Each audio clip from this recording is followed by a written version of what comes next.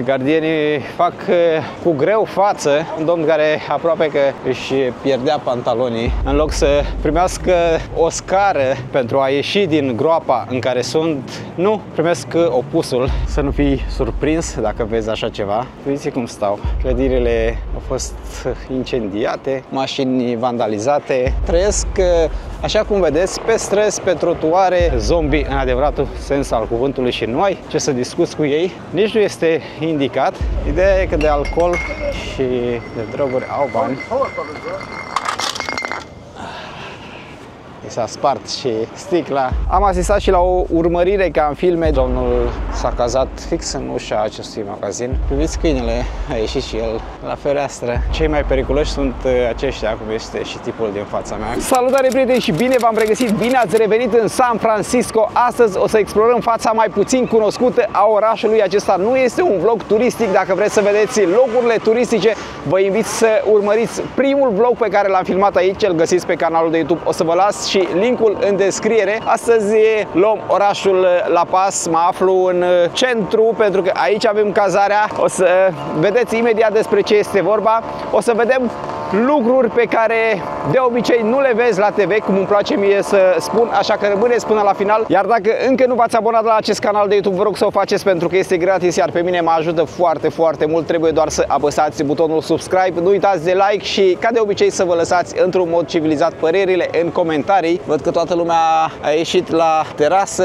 Este sâmbătă astăzi. Avem și tineri cu skate-ul. Întrerup puțin vlogul pentru că vreau să discutăm despre sponsorul de astăzi. Sunt într-un taxi și, surpriză, nu avem șofer. Poate că pare o nebunie, dar aici totul este normal. Orașul este plin cu astfel de taxiuri. Probabil mai avem de așteptat până vor ajunge și în România. Dar până atunci avem Go to Ride Sharing, o aplicație gratuită românească care chiar merită încercată. Ce face? Te pune în legătură cu șoferi sau pasageri pentru curse mai lungi, inclusiv internaționale. Dacă ai drum spre aeroport, vrei să trimiți un colet sau pur și simplu vrei să împarți costurile unui drum mai lung, GoTo este platforma potrivită. Ce ciudat este să se rotească volanul singur. Poți publica cursa ta direct în aplicație, iar dacă ești pasager și vrei să călătorești mai ieftin, trebuie doar să îți descarci gratuit aplicația și poți căuta curse deja existente, fără să ai nevoie de licențe sau autorizații dacă ești persoană fizică, iar dacă ești companie de transport, există o secțiune separată special pentru tine, unde îți încarci toate documentele necesare. Mereu îmi fug ochii în partea stângă. Aici ai o funcție de suport în cazul în care se întâmplă ceva. Foarte important, aplicația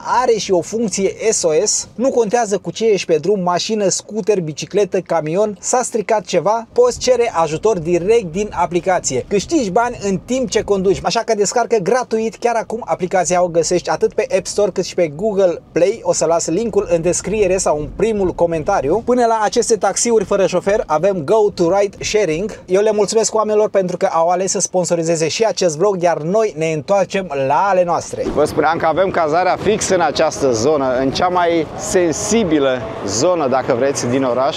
Astfel de oameni vedem peste tot, la fiecare pas. Din câte am înțeles, și aici există o stradă, la fel ca în LA, un fel de Skid Row. O să mergem acolo, vedem despre ce este vorba. Aici avem o mașină de poliție, cred că e ceva mai veche, văd că scrie pe spate.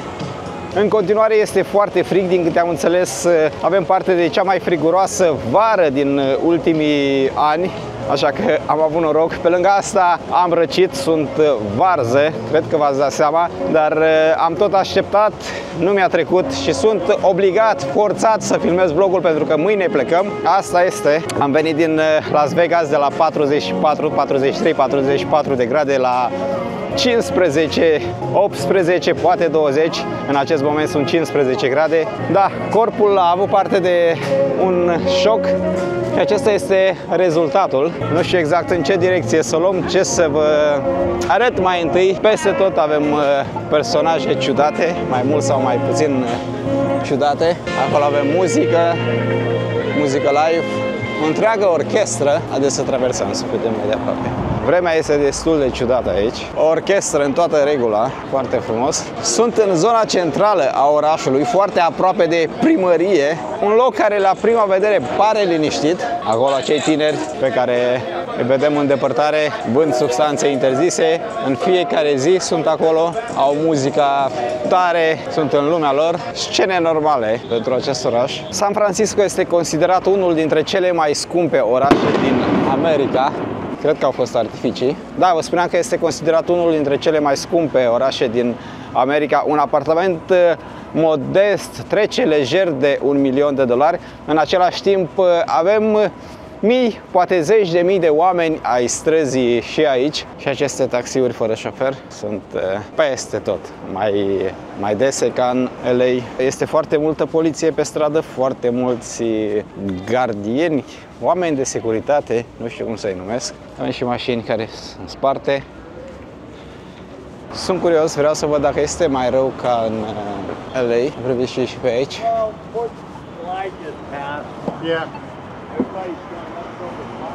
Nu știu cât de lung o să iasă vlogul, filmez cât se poate, cât reușesc, pentru că mă simt cu adevărat rău.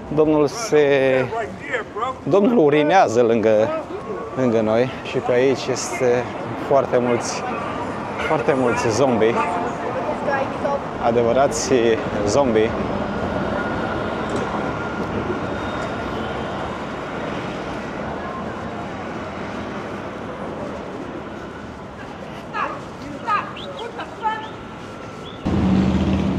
Aici avem două persoane care dorm.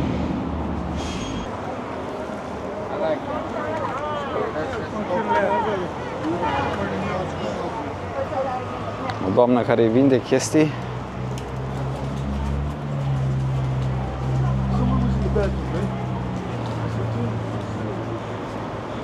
Un supermarket. Trotuarul a fost spălat. Nu vă imaginați cum miroase. Am trecut și aseară pe aici, mirosează orice critică. Este într-un alt film ceea ce văd aici. Ce gratii au magazinele.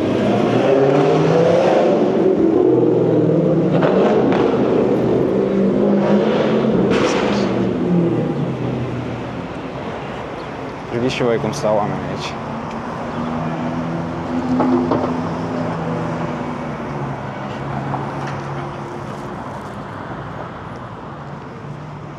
Este groaznic, adică te lasă fără cuvinte. Am văzut foarte multe zone sărace, foarte multe astfel de cartiere, dar șocul este la fel de mare de fiecare dată,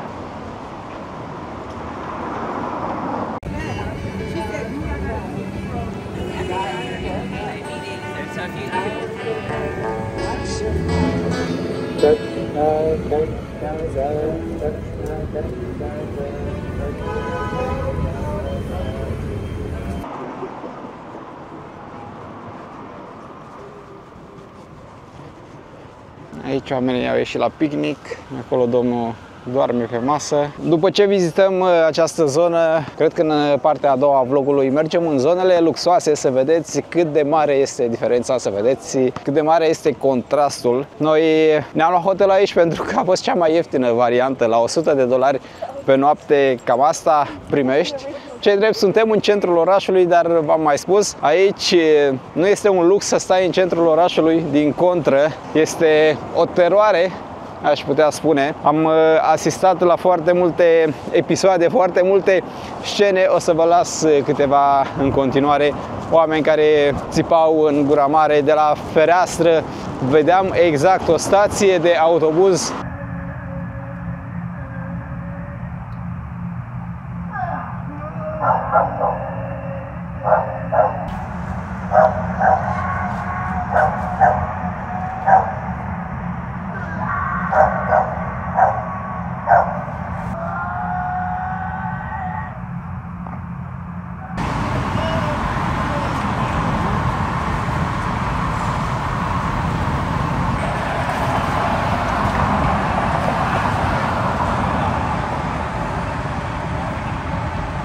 Parcă acolo era o casă pentru oamenii străzii. Am asistat și la o urmărire ca în filme, din păcate nu am reușit să surprind totul pe cameră, dar am filmat câte ceva, tot de la fereastra hotelului.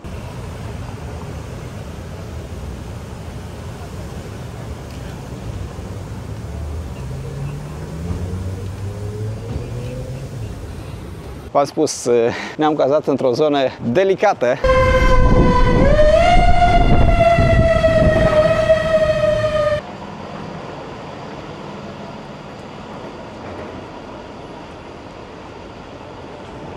Ideea e că de alcool și de droguri au bani.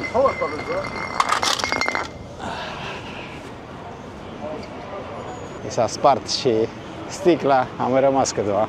Whisky.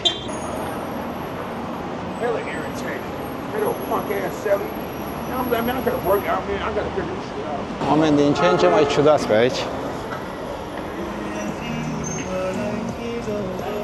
Un lucru care vreau să se înțeleagă încă de la început, este foarte important. Nu filmez ca să judec sau ca să șochez, filmez ca să arăt adevărul, exact așa cum am făcut și în Los Angeles sau în alte orașe care se confruntă cu astfel de situații. Da? Avem și astfel de mașini, ca să înțelegeți unde sunt.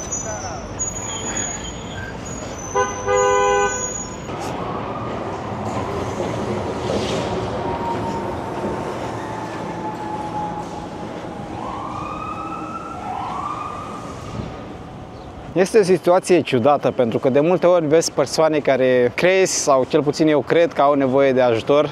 Ai vrea să-i ajuți într-un fel sau altul, dar când o faci, pentru că am văzut asta de mai multe ori, nu vor ajutorul, țipă la tine, se iau de tine, așa că cel mai indicat este să stai în banca ta. Domnul de mai devreme părea că picase din acel scaun cu rotile, dar în realitate nu voia ajutor, nu avea nevoie de ajutor. Stațiile sunt groaznice, stațiile de autobuz. Acești oameni folosesc mijloacele de transport în comun, adică îi vezi peste tot, în autobuze, în metrou, miroase de Doamne ferește pe lângă ei.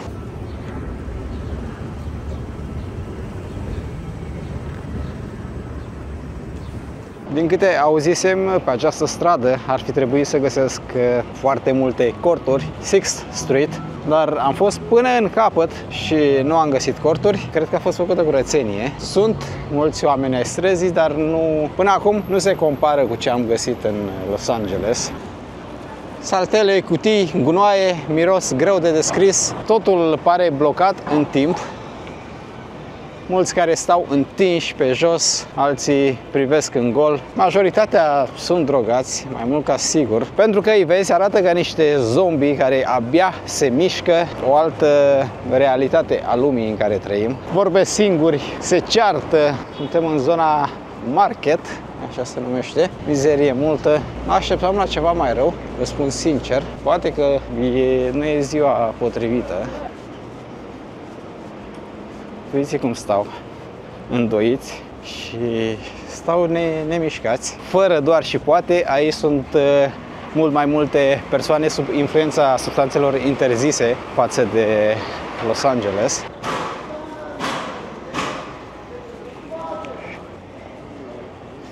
Aceste imagini pur și simplu mă lasă fără cuvinte.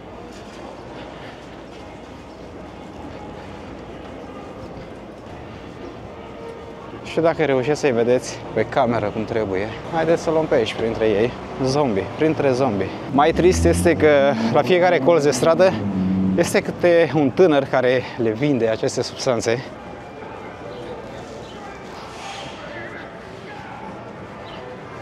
Mirosul este de nedescris, dar mirosul a devenit dintr-o dată ultima problemă. Aici avem alimentară. Cât de greu este să ai o astfel de activitate pe aceste străzi. Marea majoritate ascultă muzică, sunt pasionați de muzică, hip-hop. Uite ce e acolo, pe partea dreaptă. Nu am cum să dau zoom, dar e plin.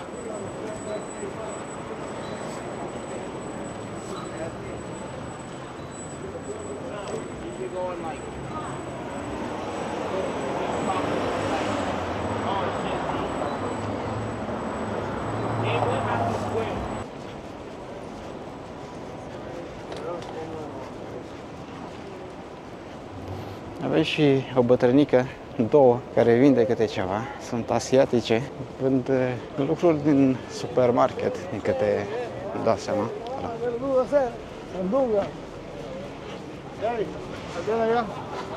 Mulți nu sunt doar fără adăpost, sunt bolnavi, nu doar fizic, ci psihic, iar aici, din câte se pare, nu prea există sprijin. Sunt clinici gratuite, dar prea puține, sunt adăposturi, dar sunt pline. Unii pur și simplu au cedat. Trăiesc de pe o zi pe alta într-un oraș care practic le-a întors spatele.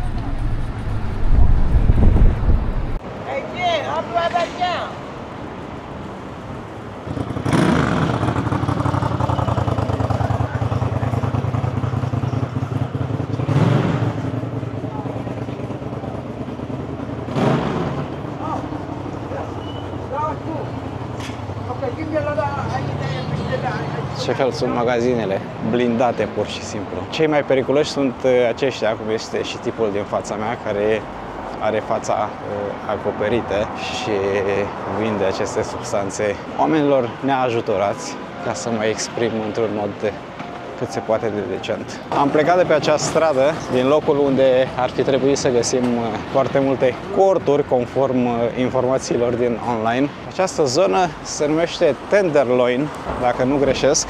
Un cartier care apare foarte rar în broșuri. Aici realitatea acestei lumi, dacă vreți, se vede mult mai clar. Clădirile au fost incendiate, cred, iar acolo este, de Doamne ferește, aici un cățel mic, un cățeleș.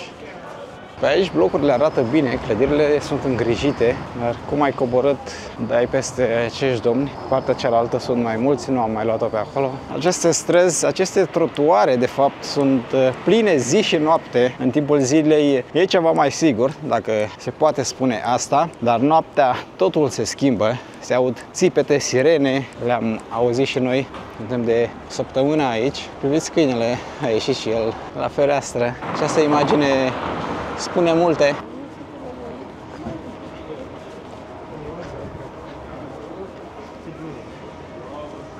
Trist să vezi câte o bunicuță care vinde morcov și ceapă la colț de stradă.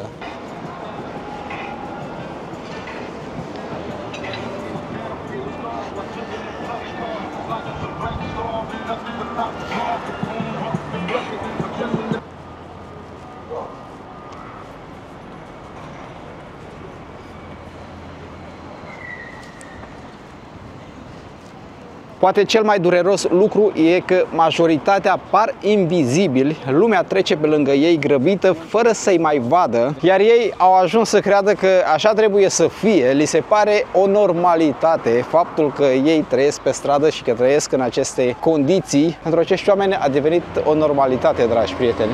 Știu cum sună, sunt conștient de acest lucru, dar acesta este adevărul. Se aud din când în când sirene. Ia priviți ce frumusețe!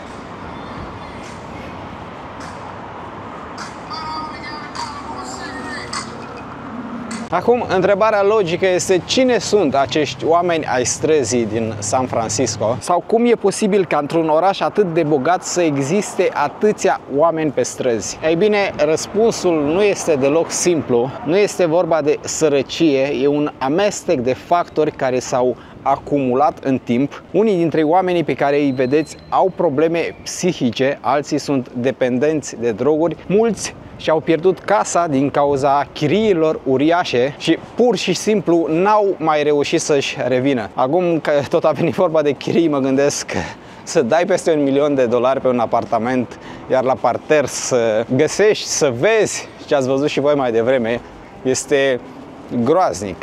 Este, nu știu, teribil. Ca și în LA, și aici sunt veterani de război, oameni care au muncit toată viața și au căzut într-un punct de unde nu au reușit să se mai ridice. În San Francisco se estimează că sunt între 7.000 și 9.000 de persoane fără adăpost care trăiesc pe străzi în fiecare zi, adică strada este casa lor. Am ajuns într-o zonă unde clădirile arată mult mai bine, cu excepția parterului. Parterul este redecorat specific acestui oraș, într-un mod specific acestui oraș. Gratii peste tot, foarte multe activități închise, vă spuneam, mașini vandalizate. Pare că lucrurile sunt lăsate așa într-un mod intenționat. Nu știu ce să zic, cred că o să discutăm puțin mai târziu și despre asta, pentru că sunt curios să aud și părerile voastre. La prima vedere, absolut toți par inofensivi, sunt în lumea lor, se feresc de tine, se feresc de turiști, de oamenii care merg pe trotuar, pur și simplu, ca și acest tânăr, fiecare e în lumea lui, dar repet, nu ai de unde să știi cum pot reacționa, pentru că atunci când ești sub influența acestor substanțe, creierul tău nu mai este al tău. Mulți dorm în adăposturi noaptea, dar foarte mulți dintre ei trăiesc, așa cum vedeți, pe străzi, pe trotuare, pe cartoane, fiecare pe unde apucă și culmea, nu este ilegal. Orașul are o politică tolerantă, iar poliția nu le poate face nimic atât timp cât ei nu creează probleme. Cred că acesta este unul din motivele pentru care oamenii sunt atât de pașnici, pentru că în caz contrar poliția nu le-ar mai permite să trăiască pe trotuar. Din nou, arhitectură foarte frumoasă. Mașini scumpe. O să mergem și în zona cu zgrienori, pentru că vreau să vedeți și acea parte a orașului. Priviți cum sunt străzile. Până ajungi acolo sus, te lasă picioarele. Adică și eu, care merg foarte mult pe jos, când văd o asemenea stradă, mă gândesc de 2 ori dacă să merg până acolo sau nu. Vreau să vă spun că am încercat să discut cu oamenii pe stradă cu privire la această problemă, dar nimeni, absolut nimeni, nu vrea să discute în fața camerei, nu vor să fie filmați. Aproape toți mi-au spus că nu e treaba mea, deci nu e treaba nimănui, din câte se pare. Am spus, pentru oameni, aceste lucruri au devenit o normalitate. Văd o coadă foarte mare acolo, nu înțeleg ce se întâmplă. Magazin? Ce magazin avem aici? Stați așa. Nintendo. Nu pot să cred. Nu pot să cred câtă lume așteaptă să intre în acest magazin. Priviți și voi. Până acolo, în capăt. O să filmez toată coada și o să derulăm puțin. Iată.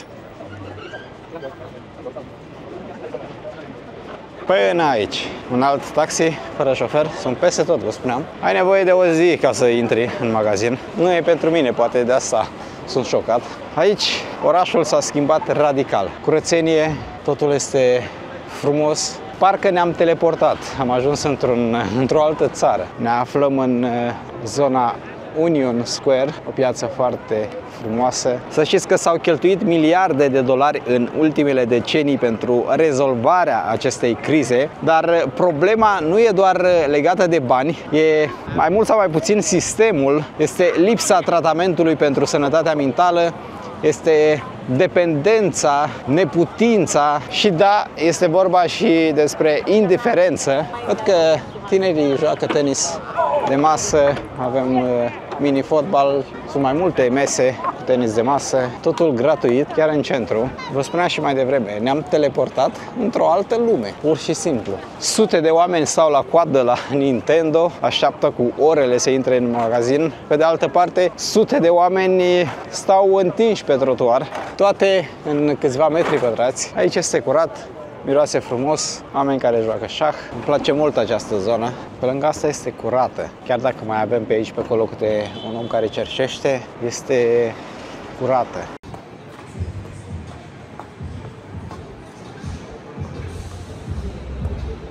Apropo de zonele centrale pe care le-ați văzut mai devreme, sunt voci care susțin că ele sunt lăsate într-un mod intenționat așa, adică oamenii străzii sunt lăsați intenționat acolo, pentru că v-am spus, prețurile sunt foarte, foarte mari, iar cu ajutorul lor, între ghilimele, prețul scade și anumiți indivizi profită de asta. Acum, dacă este adevărat sau nu, nu știu ce să vă spun. Vă las pe voi să-mi spuneți în comentarii. În acest fel, investitorii pot cumpăra la un preț mai mic, după care zona se curăță, iar clădirile se vând dublu. Am spus, nu pot să confirm asta, dar uitându-mă în jur la ce valoare are terenul în San Francisco și la ce e aici, pe trotuar. Parcă totul are un miros ciudat și nu doar la propriu. Aici nu cred că e doar o criză socială, aici e și politică, foarte mulți bani, iar cei care suferă sunt mereu aceiași, cei care n-au nimic. Foarte frumoase și aceste bijuterii. Haideți să trecem, că e roșu, că toată lumea o face. Acesta este centrul comercial și turistic al orașului. Tot ce era haotic, murdar, a dispărut complet. Mai vezi și pe aici astfel de oameni, pentru că de aici fac rost de bani, marea majoritate. Turiștii le oferă bani. Iar turistul care vine aici, care ajunge doar în zona asta, nu-și imaginează că la 5 minute de mers pe jos orașul arată exact cum ați văzut mai devreme. Aici totul, da, totul este american. Artiști de stradă, sirenele poliției pe fundal. O zi normală în San Francisco. Foarte multe magazine închise în această zonă de lux a orașului. Nu neapărat de lux, o zonă foarte scumpă. Aici domnul s-a cazat fix în ușa acestui magazin. Este greu să ai o activitate pe aici. Din nou închis. Cu toate că zona arată bine, este curățenie. Seara cred că lucrurile se înrăutățesc. Priviți ce frumusețe. Aici avem un fel de fântână, cred. Da, ingenios. Îmi place. Foarte frumos. Am ajuns la concluzia că dacă se vrea, se poate. Adică ar putea ca tot orașul să arate așa, sau cum ați văzut în primul vlog de aici. Nu exagerez, în această zonă pare că ne-am teleportat undeva prin Japonia sau Coreea de Sud. Cum arătau trotuarele în partea cealaltă și cum arată aici. Diferența este de neimaginat. Acum nu vreau să vă zic cât costă o masă pe aici. Ar trebui să mâncăm ceva astăzi, că nu am mâncat. Dar nu știu ce să zic. Nu știu dacă acesta este locul potrivit, adică el este potrivit, dar nu și pentru bugetul nostru. Dar să știți că se poate și ieftin, prin zonele pe care le-ați văzut ceva mai devreme. Poți să mănânci cu $12 lejer, găsești 2 feluri sau 3 feluri de mâncare, așa că se poate și ieftin. Omul stătea în 3 cutiile de carton. Având în vedere că acesta este ultimul vlog din San Francisco, pot spune că da, mi-a plăcut orașul, chiar mi-a plăcut, surprinzător. Cred că este o surpriză plăcută, cel puțin pentru mine. Am venit cu alte așteptări. Într-adevăr, există o problemă în centrul orașului, dar din câte am văzut până acum, din câte am înțeles, această problemă ar exista în aproape toată America. Rămâne de văzut, pentru că o să luăm America la pas. Chiar dacă plecăm, nu o să rămânem foarte mult timp de această dată. V-am spus și la începutul aventurii, o să rămânem undeva la 2 luni, în 2 luni și jumătate, poate 3, toate că nu cred, dar vom reveni, o să revenim în fiecare an. Sunt anumite orașe pe care vreau să le văd. Vreau să ajung în Vegas în fiecare an, v-am spus și în vlogurile de acolo. Acum rămâne de văzut. Aici este diferit față de ce am văzut până acum. Prețul este principala problemă. Prețurile sunt foarte mari. Bine, în funcție de buget. Pentru noi prețurile sunt foarte mari, adică plătim $100 pe noapte și la parter sub noi sunt oameni ai străzii care scot zgomote ciudate. Iar camera are undeva la 13 metri pătrați. Este curățenie, hotelul este ok, nimic de zis, dar prețul este mult prea mare pentru ce oferă. Din păcate, ultimele 3-4 zile am fost varsă. A început Andreea, fix când am plecat din Vegas, după care m-a luat pe mine. Asta se întâmplă. Cu toate acestea, am avut timp, am explorat, am văzut destul de mult din oraș. Am rămas aici mai bine de o săptămână, 8 zile, așa că am avut timp și aici este foarte frumos.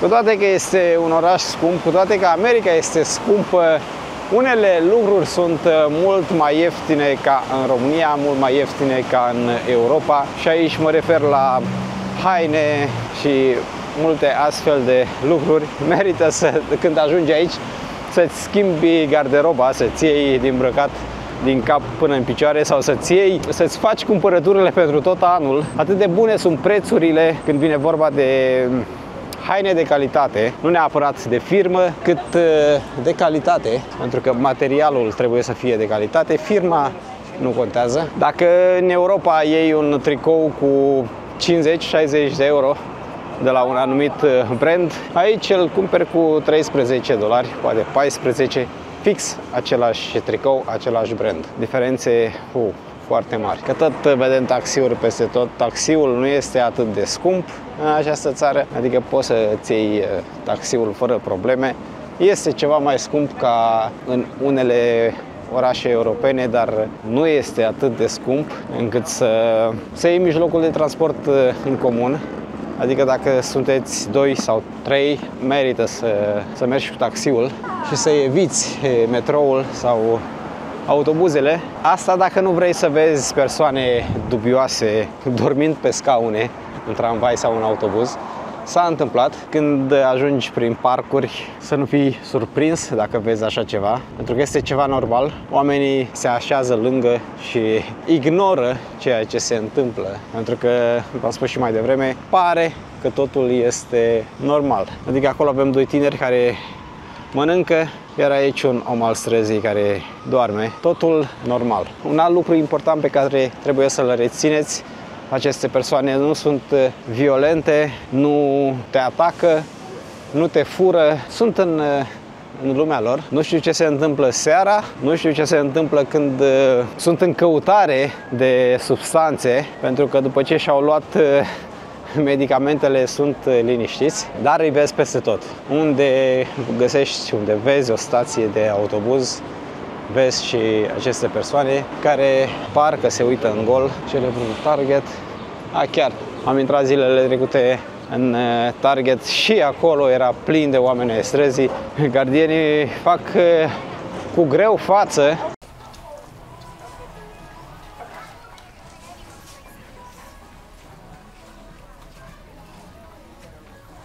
Era un domn care aproape că își pierdea pantalonii. Apropo de asta, o să intru, am văzut că e și farmacie acolo, să iau câteva medicamente, pentru că în această zonă închide de vreme. Acum să-mi spuneți voi cum sunt prețurile, dacă sunt mai mici ca la noi. Mi-am luat așa ceva, ibuprofen, 200 de tablete, $5. 200 de tablete sunt totuși. Același lucru și cu paracetamolul, $5, 225 de tablete.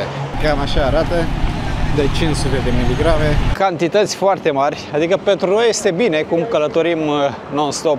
Avem nevoie să avem acolo, pentru că nu se știe niciodată. Vezi cum te apucă răceală sau te mai ia știu eu ce durere. Am luat-o la pas către hotel. O să iau ceva de mâncare la pachet, pentru că Andreea a rămas la hotel.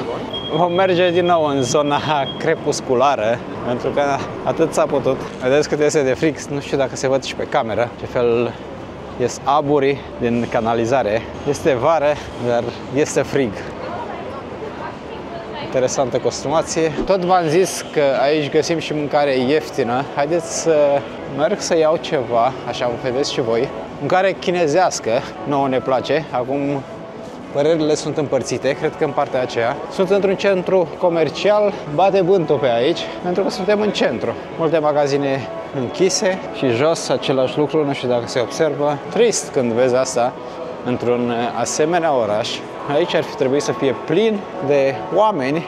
Uiți, și acolo și aici, toate sunt închise. Nu sunt închise pentru că e sărbătoare, sunt închise definitiv. Pur și simplu, rafturile sunt goale. Acolo avem unul deschis, iar centrul comercial este destul de mare. Ia priviți. Mergem la Food Panda. Acolo găsești mâncare ieftină. Proaspătă, cred, pentru că este mereu coadă, se consumă și de fiecare dată merg pe această premiză. Dacă vreau să mănânc undeva unde e mai proaspăt, merg acolo unde este coada cea mai lungă. Bine, avem și Mac, KFC, etc.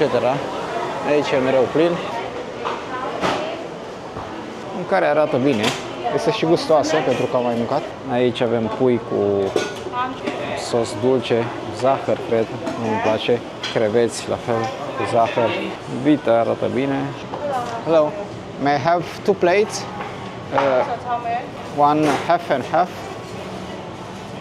and broccoli and teriyaki, chicken teriyaki. Yeah, and the other one, only this. Yeah, with this one here. Yeah, and chicken teriyaki. That's it. Thank you. This one spicy.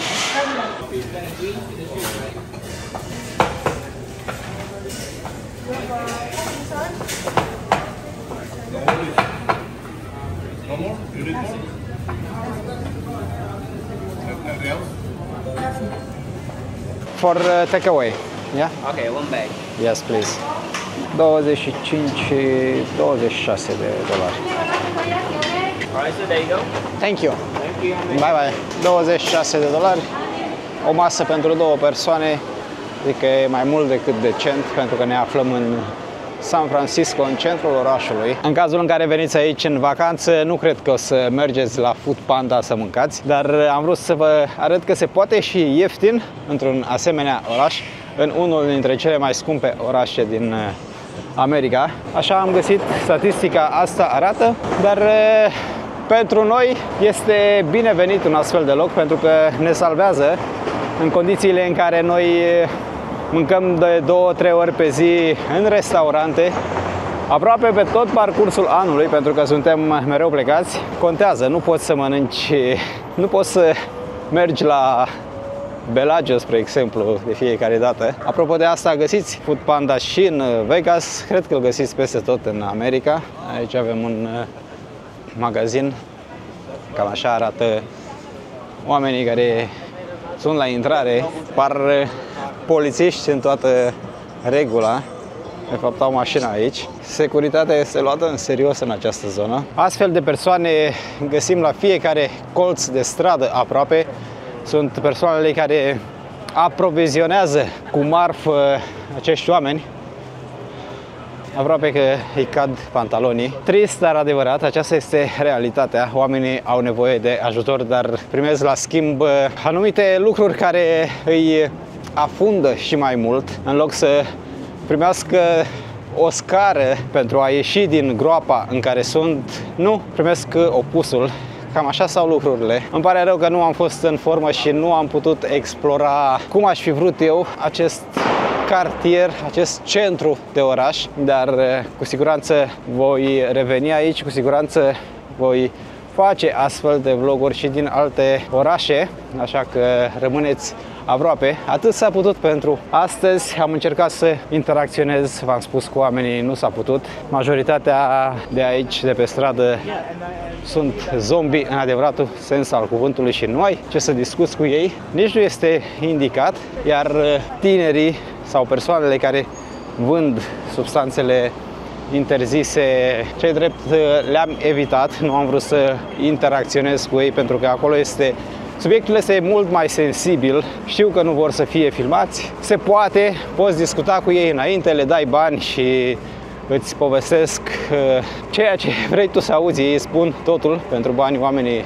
spun totul, dar nu am vrut să apelez, adică nu sunt genul care face așa ceva, pur și simplu prezint ceea ce văd. Acolo unde găsesc persoane dispuse să mă ajute, accept cu cea mai mare plăcere. Nu caut în mod expres asta. Un alt domn care se ține de pantaloni. Da, cred că e momentul sau nu, o să încheiem vlogul atunci când ajungem la hotel. Așa o să vedeți și voi ce o să văd eu pe traseu până acasă între ghilimele. Aici avem doi tineri care vând iarbă. Iarba este legală, deci nu fac nimic ilegal și au deschis o mică tarabă cu fel de sortimente, dar iarba este cea mai mică problemă pe care o au acești oameni. Am văzut foarte multe centre unde oamenii merg pentru a primi împrumuturi și, bineînțeles, în jurul acestor centre este plin de oameni ai străzii. Din când în când mai intervine și poliția.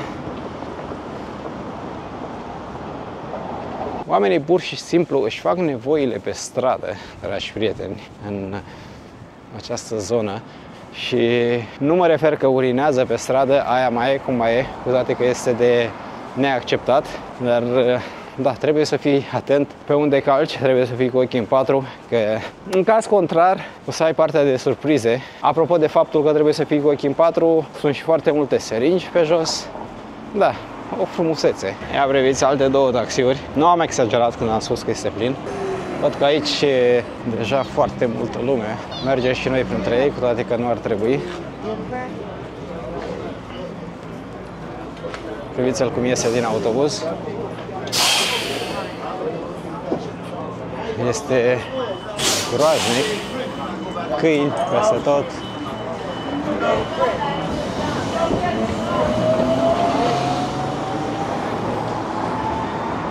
Da.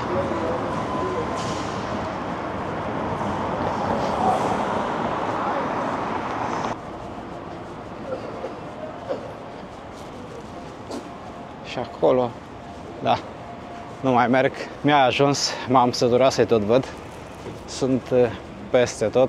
Prieteni, a venit momentul să încheiem vlogul de astăzi, eu vă mulțumesc foarte, foarte mult pentru că ați rămas până la final, mă ajută foarte mult, pentru mine contează să văd că rămâneți până la final, nu uitați să ajutați vlogul cu un like, să-l distribuiți pentru a ajunge la cât mai multă lume și să vă lăsați părerile în comentarii, să-mi spuneți ce părere aveți, cum vedeți voi lucrurile referitor la ce ați văzut în vlogul de astăzi. Cam atât pentru astăzi, cam atât de aici din San Francisco. Acesta este ultimul vlog. Aventura noastră continuă, așa că ne vedem data viitoare într-o nouă aventură. Până atunci vă spun numai bine! Am uitat să vă spun, la hotel noi avem și piscină, dar 15 grade afară, cine să o folosească?